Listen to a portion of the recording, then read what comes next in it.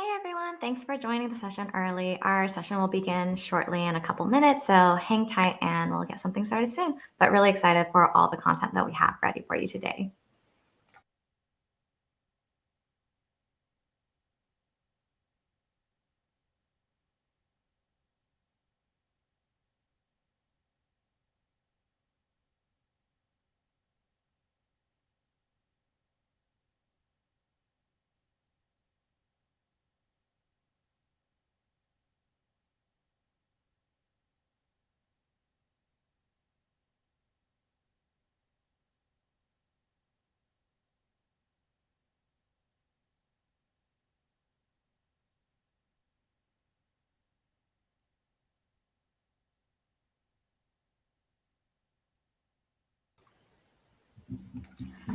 Hey, so thanks again, everyone, for joining today. I'm sure you all are really excited for our panelists today, and that's why everyone's here. So, again, really excited for all our really experienced industry experts with us here today.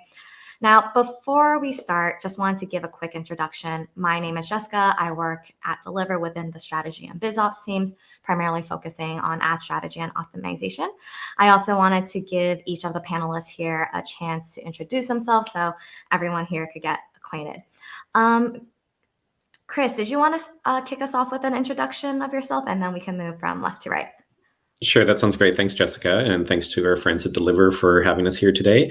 My name is Chris Pinkerton. I'm the Global Director of Channel Partnerships at Clearco. Clearco is the world's largest e-commerce investor. We've invested about $2.5 billion in 6,000 founders around the world. The investments we make are to help founders scale their business through investments in marketing capital, how they can acquire customers online, as well as supporting them with inventory capital as well. So looking forward to our conversation today. Hey guys, my name is Steven. I'm the founder of WeLaunch Marketing. My experience is primarily in e-commerce. I drove a lot of success for a footwear brand, and essentially from there decided to start my own agency this past year. So currently I'm working with a lot of e-commerce clients, small and medium-sized companies, helping them to scale to become enterprises.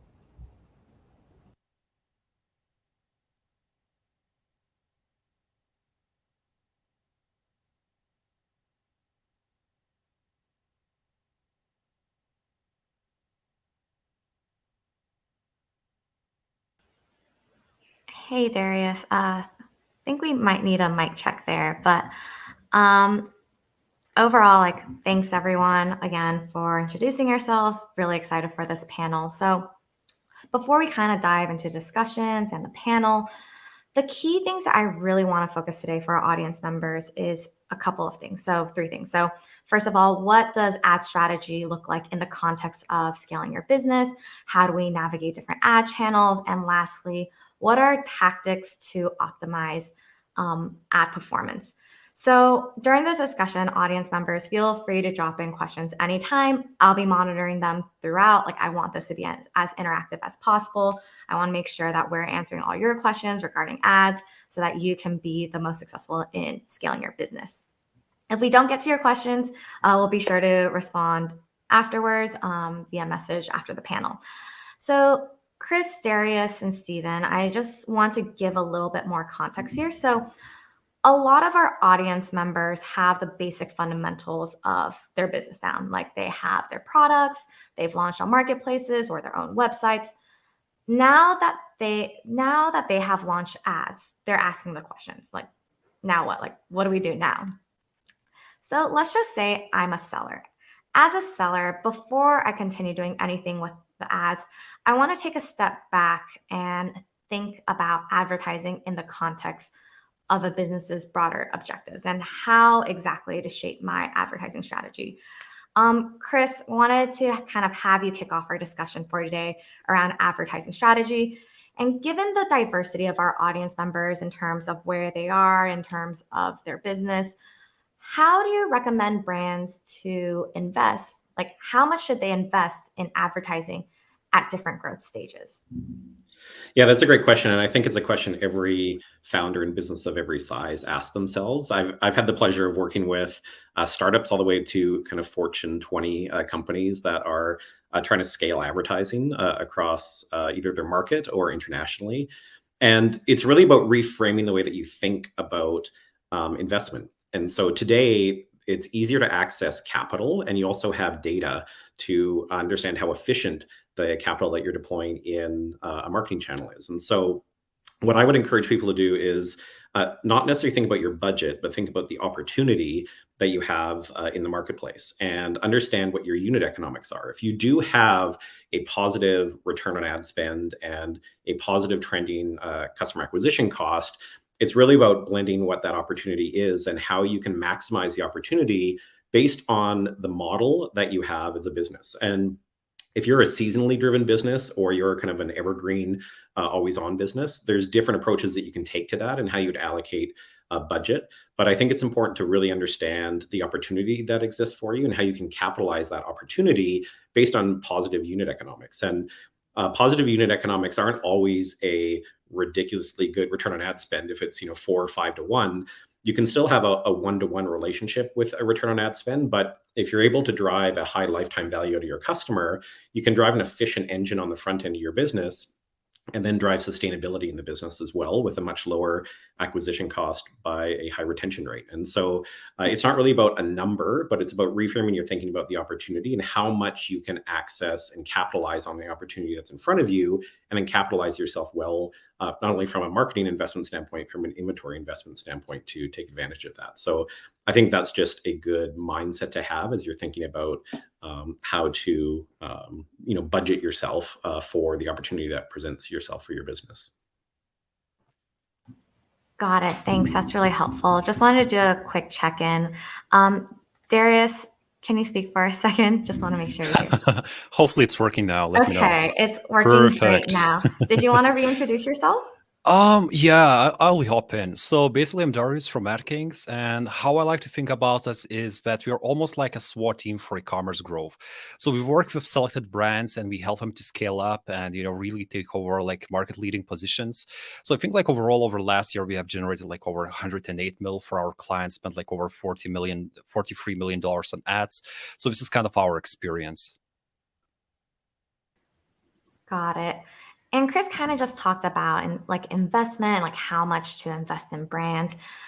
I'm kind of like a lot of our sellers and our audience members here, they're kind of thinking like, okay, yeah, that's a great, like broad, big picture question. But Darius, in terms of near-term strategy, like what are the advertising trends that sellers should be aware of? And given that we're going to holiday season soon, is there anything that you think sellers should prepare moving into Q4?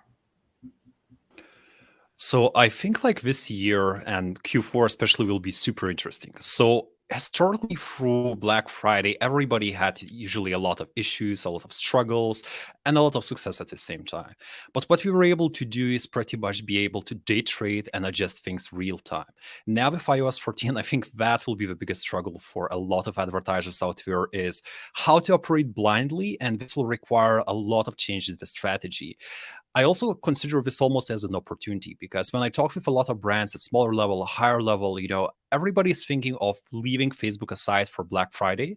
This means, let's say Facebook, there will be less competition. And the Facebook auction system is literally controlled by the amount of competition, the auction. And this is why I'm feeling that it's actually a good thing for people that are smart enough to capitalize on it and, adjust the bids, place their ads in there, and actually, to still be able to scale it up real time. And for that, I would say, and what I'm seeing a lot, across the board, what brands are doing, we're going into MER model attribution, where basically are not looking at what's happening only at Facebook, but we're combining multiple different channels together and essentially looking at store level ROAS instead of, looking at, hey, I'm seeing 1.2 at Facebook, but reality, real life is it's free at the store level because 60% is usually not reported. Got it. Yeah, lots to prep for the holiday season. Thanks for all the insights there. Stephen, this is, I think our audience has like kind of questions like working on at the inside of a company, like having worked like in DTC, like brands before. I was kind of curious, like what were your biggest learnings from Black Friday, Cyber Monday last year? And kind of like, what would you do differently this year? Yeah, that's a great question.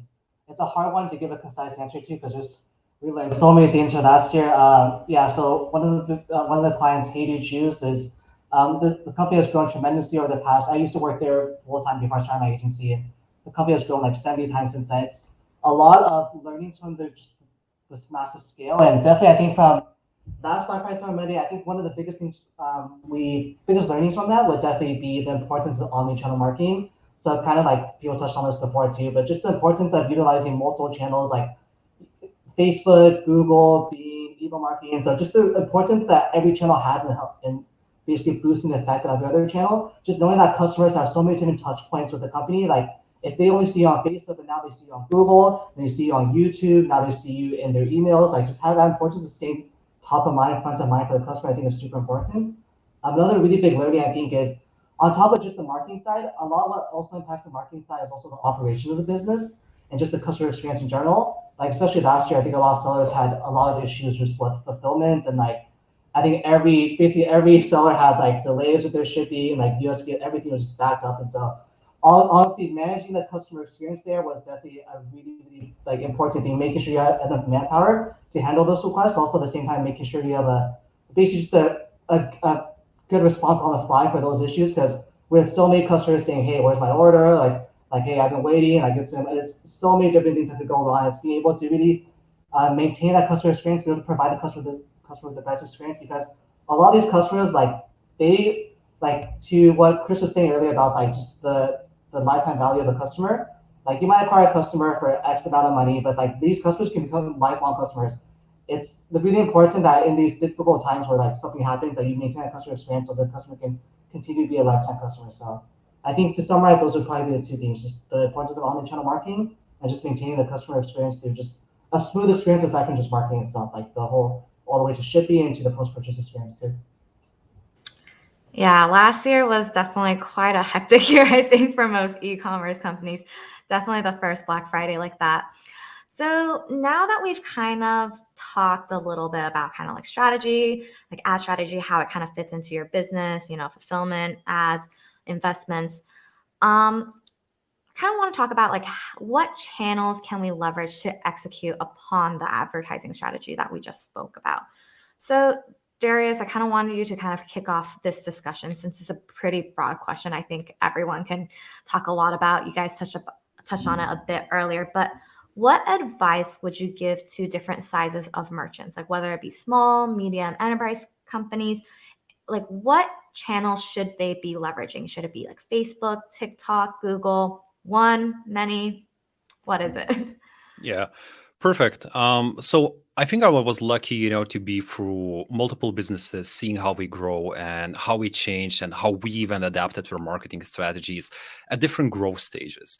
So maybe I'll split this question into almost like three different stages. So, like we are talking, if you are just starting out, you have a very small business doing below 80K a month. This means, below $1 million a year.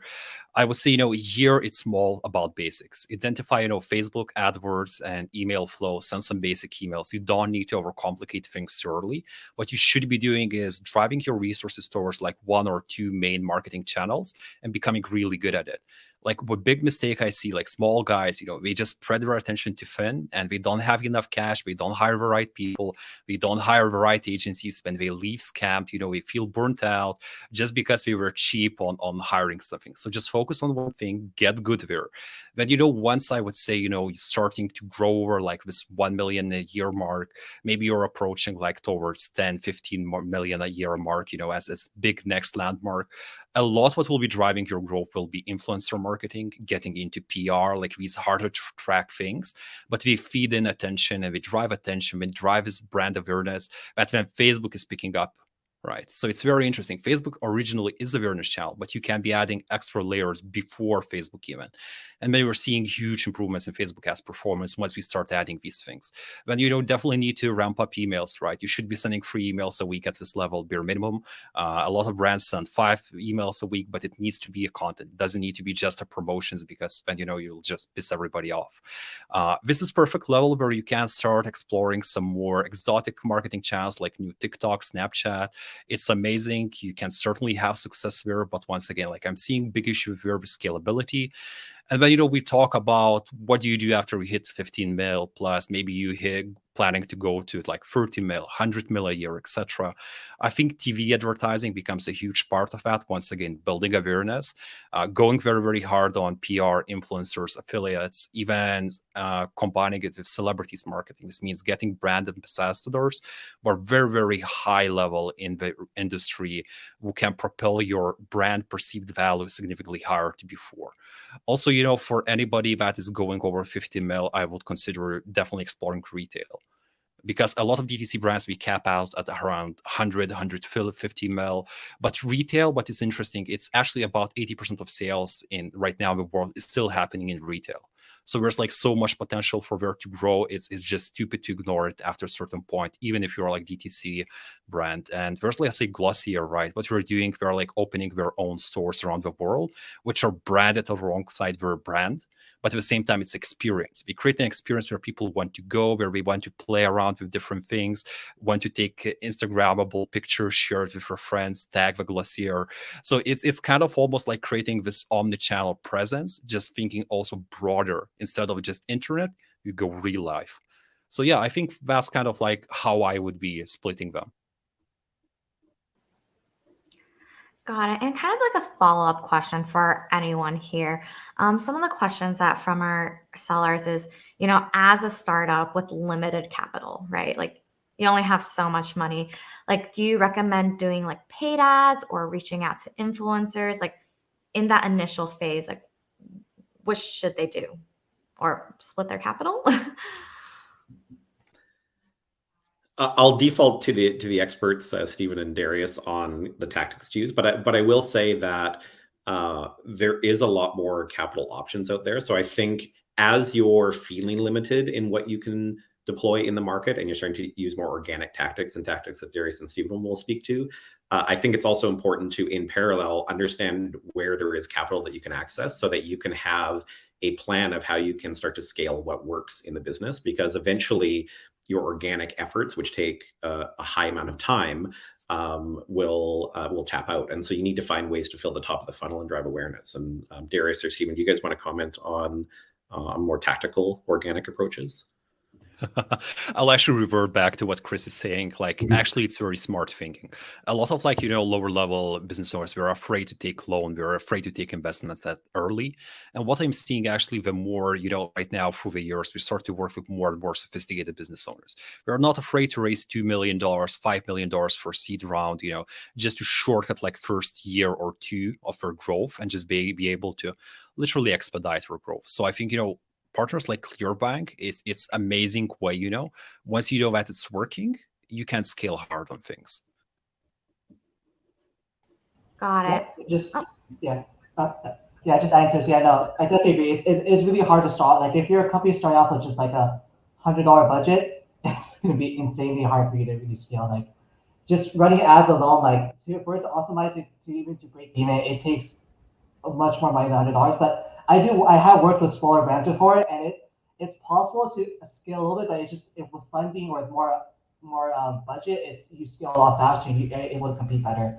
But in terms of going back to just the marketing mix or like just what possible strategies you can use for small companies, I have seen success through different channels. So even like someone with a budget for just like $100 a day on Facebook ads, like it really takes a lot of testing depending on the branding, depending on the platform. Like I've seen like small brands that just use influencer marketing, just send out their product to a few influencers, post on social media. If it's a revolutionary enough product, like send it to a couple of people on TikTok, they post, it goes viral. Like it's possible, but it's hard. It's usually out of the norm. You usually would need a bigger budget to do something like that, but it's possible to test with certain things like influencer marketing, Facebook marketing, Google Ads. But it's the real results really do come from having a bigger budget. But it sometimes like just testing out different channels can drive results even with a lower budget. Got it, Stephen. So what you're saying, I know this is like really relevant for a lot of smaller sellers, is when you're starting off, potentially put money here and there. It really depends where your audience is, see kind of where it goes. Is that kind of what you're saying? See which one's the most successful? Mm-hmm. Yeah. Okay, cool. Yeah, I think that's kind of what a lot of, we do have a lot of small startups here. So I think that's what a lot of them were curious about. Now, Chris, one of the things I'm wondering about is, and I think everyone else here is, once you are on each of these channels, like what does success look like on each channel? Is it different? Like, how do you maximize ROI? What should ROI look like? It's a great question. I think it's a question every business should ask themselves is what does success look like? So they have an understanding of what that benchmark is. But at every stage of company, there's going to be a different level of what success looks like. And so one, I would encourage you to look at not just the D2C or e-com marketplace, to look at a similar business to yours and a cohort analysis to really understand what those benchmarks are in your exact space, because you can only compare comparables in that way. The other thing I would encourage you to do is look for those benchmarks. We do have, and I think there's a link in the top of the chat that you can go to clear.co/partner/deliver. We have free benchmarking and insights from our 6,000 funded founders that we have in our system, that you can actually get free assessment of understanding where you sit in relation to some key D2C metrics. So it helps if you're in the apparel space or health and beauty space, or maybe it's a food and beverage space, to see where you sit in relation to customer acquisition cost and return on ad spend and average order value and return rates and different metrics that can really round out what the unit economics of your business model looks like. And you can see whether you're leading or lagging in those, because I think that's how you'll start to understand and define what success looks like. And one of the things about data is data can be a blessing and a curse. When you talk about ROI and optimization, you can get your mindset so into optimization that you end up optimizing just down at the bottom end of the funnel, and you leave the top end of the funnel, which are all your net new customers potentially. You can abandon them if you're trying to overly optimize your campaigns. And so I think it's very important to test multiple channels and drive the top of the funnel and optimize the full funnel and not just the bottom of the funnel, because calculating ROI on what the ideal return on ad spend is versus always driving net new customer into your pipeline and then using other tactics like Darius talked about, which is email marketing and other campaigns to drive the lifetime value of your customer over time. That's truly what really strong return on investment is. It's continuing to drive a net new pipeline and then optimize inside that full funnel experience. But I'm sure the guys have better kind of insight on those tactics.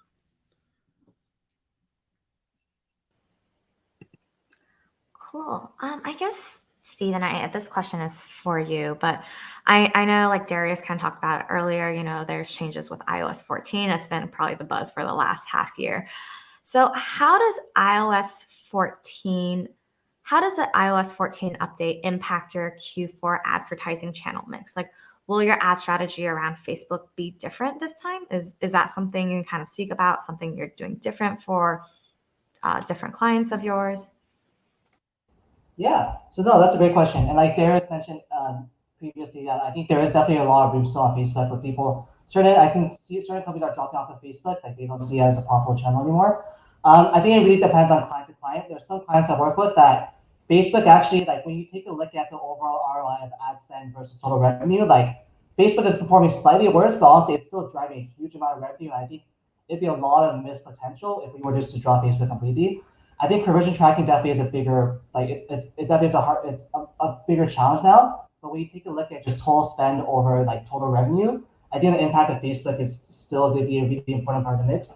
But definitely, I think iOS 14 has showed the importance of being able to diversify. And I mean, even just with Facebook's outage like 2 days ago, like our ads are off for like half the day. So it shows the importance of not putting all your eggs in one basket. And for us, like we recommend multiple channels. We recommend Bing, Google, Facebook, like TikTok. There's Pinterest. There's honestly so many channels you can try out and test out that I think it's important that just as advertisers that you're always trying out different things and be able to be diversified in case for whatever reason like Facebook starts to perform worse during the holiday season, if iOS 14 starts to have a bigger impact than expected. But overall, just in terms of what I'll personally be doing and what I've seen different clients like heading towards is still utilizing Facebook as part of their marketing mix.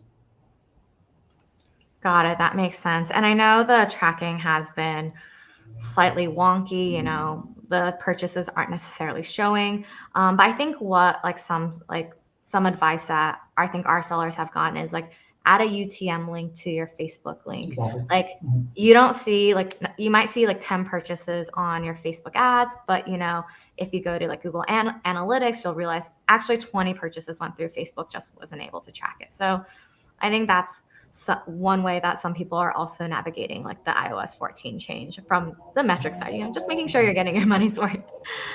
Now, this is kind of a question for everyone here. So I think especially like a lot of sellers started on Amazon, they started on Walmart, and now they're trying to move to open their own DTC business, right? That way you have a full control of your margins. You get the whole customer experience. You can manage that, right? But can you kind of talk about the different strategies in terms of ads when they're moving from marketplace to Shopify? So for example, like how is it different using, for example, Amazon ad products and Walmart ad products, and then starting to now have to, have like web traffic go to your own website?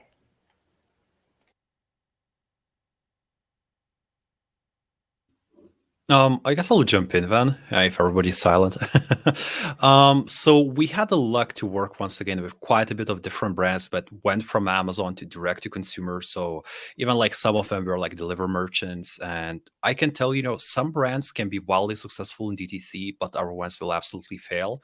And number one thing that I'm seeing is business owners who are adaptable enough. Because we have to understand, being on Amazon or something is a completely different game from direct to consumer. First of all, pricing, right? On Amazon, you typically compete at least a little bit on price. In direct to consumer, right? If you drop your prices as low as possible to match what you're doing on Amazon, often it's very hard to be profitable from advertising. I'm not saying it's not doable, but it's kind of like one of the things and strategies you have to implement with like creating different products, different product lines that you maybe push only through direct to consumer to acquire that initial customer, that push them like cheaper products later. You have to keep in mind that it's also so much more than just ads, right? On Amazon, you have some optimizations through your to-do for page. Now, when you control a full funnel, suddenly the complexity starts. You have to create your website. You have to manage website. Website has to convert. Like add to cart color matters because you can't control that on Amazon. Now it matters. It matters what type of loading speed your website has. It matters what type of channels you're using. It matters that hey, you catch attention through Facebook ads. How you retain that attention. Average consumer requires like 7-9 touch points to make a buying decision. And usually it's not just Facebook where you need to catch your attention. Maybe you retarget it from influencer accounts using dark posting. Maybe you catch your attention on Google. Maybe you catch your attention on YouTube. It's literally omnichannel that you're building. So complexity becomes much more harder to manage, essentially. And this is what I want to say to people, do not be afraid to adapt and change your strategies. And then you can be successful, but it's a completely different beast. Got it. Now I kind of want to, like we've talked about channels, like want to really talk about like the tactics on each of these channels. So do you guys like have your tips and tricks for how to optimize your ads? Like anything on the creative front, audience, bid strategy, anything along those lines?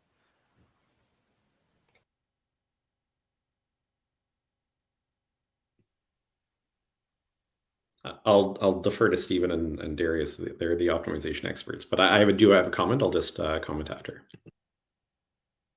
Yeah, I mean, it looks like we're running out of time, but just real quick, like I think one of the most important things to be doing, like always doing, is testing. I think you can never do enough testing. Like testing is so important, like especially if we're talking about Facebook, like testing out different content. Like I've seen some clients that like they've been running the same, like they only have one ad up, they're running it for like a year or so. Like you need to be testing content like consistently. There's so many different things you can do with testing. You can test out different like types of copy. You can do different variations.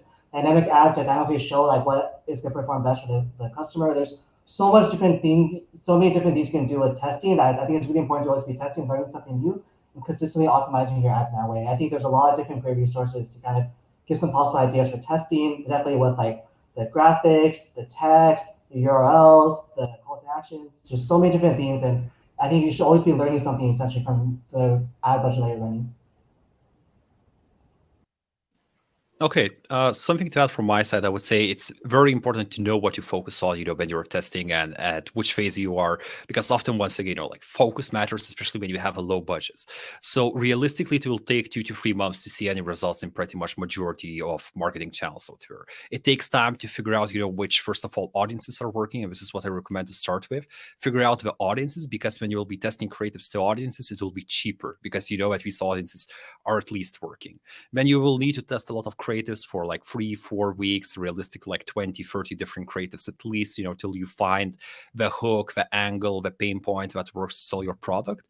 Then you need to take a look after like 3-4 weeks, and once you consolidate the account and see like what is actually working there, you keep running only that, and you look at that, what's happening. Is it CTRs? Is it link click prices that's a problem, or is it conversion rate? And this is, once again, coming back to Chris, this is why it's amazing to have some sort of benchmarks to look at. But based on that, you can start identifying the problem. If it's CTR, it's ads. If it's link click prices, maybe it's CPM, or is it ads, or is it targeting? You should be looking at it. Is it conversion rate? When you go to the website, you figure out, is it add to cart? Is it initiate checkout, or purchase rates? That is the issue. And you start tweaking that, because now you control a full funnel. So yeah, it's a bit more complex. Yeah, I just make the comment that you always want to kind of crawl, walk, and then run. You don't necessarily want to just jump in and experiment with so many things that it's unmanageable in the business. So I think that's one just thought to have as you're trying to build a testing plan. But I wanted to make a comment on marketplaces versus D2C.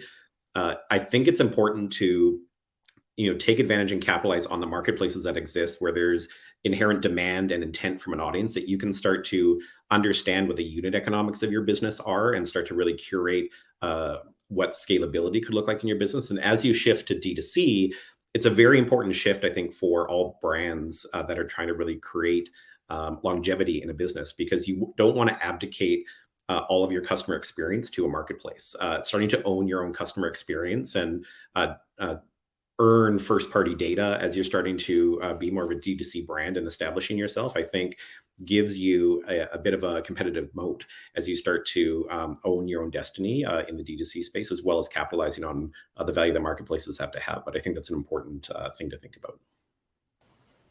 Got it. I think that's really helpful. We are running a bit short on time. Sorry, everyone. I wanted to thank everyone so much for attending. But before we conclude, I think, Chris, you had a special deal you wanted to share with everyone.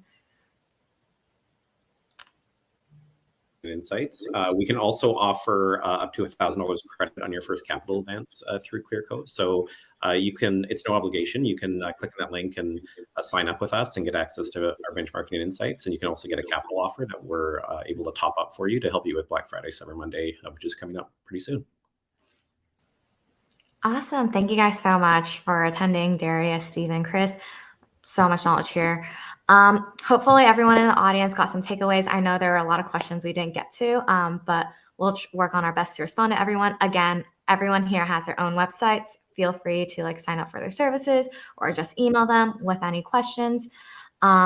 Remember, stay on here. We have a great discussion for our Discover conference coming up from Pure Vita up next. And the moment this ends, we'll just transfer you along and you're in good hands. Thank you, everyone. Thanks, everyone. Thanks so much, Jessica.